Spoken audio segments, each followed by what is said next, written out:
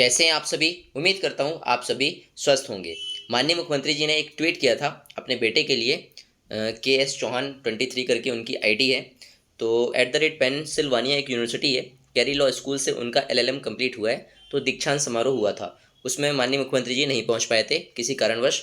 और उन्होंने लिखा है कि अपने प्रशासनिक दायित्वों के कारण हम वहां उपस्थित नहीं रह सके थे। ऐसी ऐतिहासिक अवसर पर माता पिता अपने बच्चों के साथ रहते हैं।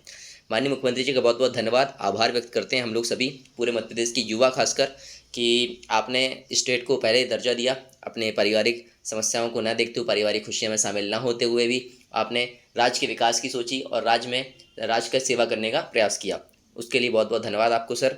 लेकिन मैं आपसे सवाल करना चाहता हूँ, इस पर मैंने एक ट्वीट किया था कि सर आप देखिए, आपने अपनी समस्या तो बता दी, हम मध्य प्रदेश की युवाओं का क्या ही गलती है, और हम भी आपके भांजे भांजी हैं, बेटे बेटियों की तरह ही हैं। तो हम लोग आप लोगों से कब से गुहार लगा रहे हैं, कब से पुकार लगा रहे हैं कि मामा जी के बेटे को LLM की पढ़ाई पूरी करने के लिए हम सभी मध्य प्रदेश के युवाओं की तरफ से हार्दिक शुभकामनाएं। ये मैंने यहाँ पास ट्वीट किया है अपने ऑफिशियल अकाउंट से।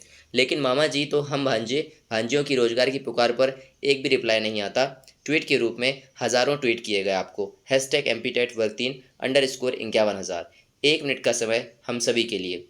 मैंने बकायदा ये रीट्वीट किया हुआ है शिवराज सिंह चौहान जी को। आप लोग भी कर सकते हैं ऐसी प्रकार से। तो मैं इसको पोस्ट कर दिया हूँ, तो आप लोग भी रिट्वीट और ट्वीट कर दीजिए, हो सकता है कुछ रिप्लाई आ जाए। क्योंकि मामा जी से सवाल तो करने पड़ेंगे। सवाल यहाँ खड़ा होता है कि अगर आप प्रशासनिक दायित्वों का निर्वहन कर रहे हैं, तो हम युवाओं के लिए, हम जनता के लिए भी कुछ न कुछ तो आपका दायित्व बनता है। क्योंकि वोट तो हम लोगों ने भी दिया है और युवाओं ने तो भर भर के दिया है, तभी आपकी सरकार बन पाई है और आप लोग मतलब आज सत्ता पर हैं। तो कहीं ना कहीं सवाल तो खड़ा होता है। शिवराज सिंह चौहान जी से सवाल तो पूछना पड़ेगा अपने अधिकारों के लिए, अपने हक के लिए। हमारे जो हक अधिकार हैं, जागरूक बनकर सरकार से हमें सवाल करना सीखना पड़ेगा और आवाज़ उठानी पड़ेगी, तभी हमारे हक और अधिकार सामने देखने को मिलेंगे। वरना हमारे अधिकार और हक के इसी प्रकार से सरकार या शासन और प्रशासन शोषण करती रहेगी, क्योंकि हमारी बात ही नहीं सुनी जा रही है। हम लोग अथक प्रयास कर रहे हैं, लगातार मेल कर रहे हैं ऑफिशियल वेबसाइट पर जाकर शिवराज सिंह चौहान जी को ऑफिस में जाके मेल कर रहे हैं, लेटर सौंप रहे हैं प्रॉपर तरीके से उनके एड्रेस पर, और कहीं ना कहीं ज्ञापन पूरे जिलों में देने का पूरा प्रयास कर रहे हैं। जो चीज़ें हो पा रही हैं, हज़ारों ट्वीट कर चुके हैं 3 से 4 बार, आज तक एक रिप्लाई नहीं आ रहा है।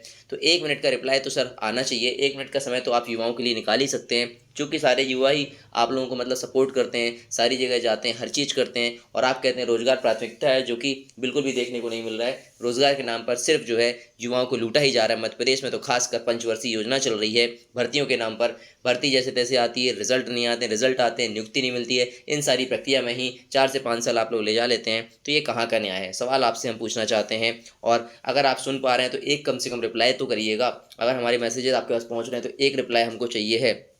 तो कैसे भी करके आप लोग हमारे ट्विटर का ट्वीट का रिप्लाई तो कीजिए, या फिर कहीं से मेल का रिप्लाई कीजिए। ज्ञापन देते हैं। अगर आपका सूचना तंत्र अगर विफल है या अधिकारी आपको नहीं बता रहे हैं, तो फिर आपका सूचना तंत्र ही विफल है, पूरा भ्रष्ट बैठा हुआ है। तो वहाँ पर आपको चेंजेस करने की ज़रूरत है। तो ये चीज़ें अगर आप करेंगे तो डेफिनेटली जो है आगे भी आप लोग युवाओं का साथ मिलेगा, आपकी सरकार रहेगी, सारी चीज़ें रहेंगी। वरना युवा तो अब परेशान हो ही चुका है। और अभी भी वक्त है सर कि हमारी सिर्फ छोटी सी डिमांड है कि मध्य प्रदेश शिक्षक भर्ती चूँकि 11 सालों में नहीं हुई है, तो इसमें कम से कम 51,000 पद आएँ, जिससे ज़्यादा से ज़्यादा लोगों को रोजगार मिल सके। यही आपसे गुजारिश है। उम्मीद करता हूँ आप इस बात को समझेंगे। आप बढ़िया काम कर रहे हैं, सब कुछ सही है, लेकिन युवाओं का कोई नहीं सुन पा रहा है और सरकार बिल्कुल भी इस टाइम ध्यान ही नहीं दे रही है। तो आप लोगों से मेरा विनम्र निवेदन है कि इस पर थोड़ा सा सोचने का प्रयास करिएगा।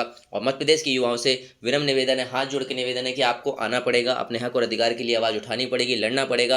प्रत्येक आदमी को अपनी जिम्मेदारी समझना पड़ेगा। सिर्फ जो एग्जाम देने से, पढ़ाई करने से कुछ नहीं होने वाला। आपको रिजल्ट के लिए आवाज़ उठानी पड़ेगी, हर चीज़ के लिए आवाज़ उठानी पड़ेगी, तब यहाँ पास टाइम से सब चीज़ें होने वाली हैं। और काम आपको सीखने पड़ेंगे, जो भी तरीके होते हैं उन चीज़ों को आपको समझना पड़ेगा और सामने आना पड़ेगा। अगर धरने देने की बात है तो धरना भी देना पड़ेगा, शांति रूप से तरीके से करेंगे, कोई हमें हिंसा नहीं करना। लेकिन हमारे पास जो जो हथियार हो सकते हैं उन सारे हथियारों का प्रयोग करते हुए डेफिनेटली है कि हमें अपनी बात सरकार तक पहुंचानी है, शासन और प्रशासन तक। हिंसा न करते हुए बल्कि अहिंसात्मक तौर पर गांधी जी के मार्ग पर चलकर हमें अपनी बात जरूर पहुंचानी है। मिलते हैं नेक्स्ट वीडियो के साथ। जय हिंद, जय भारत, जय जवान, जय किसान। Take care.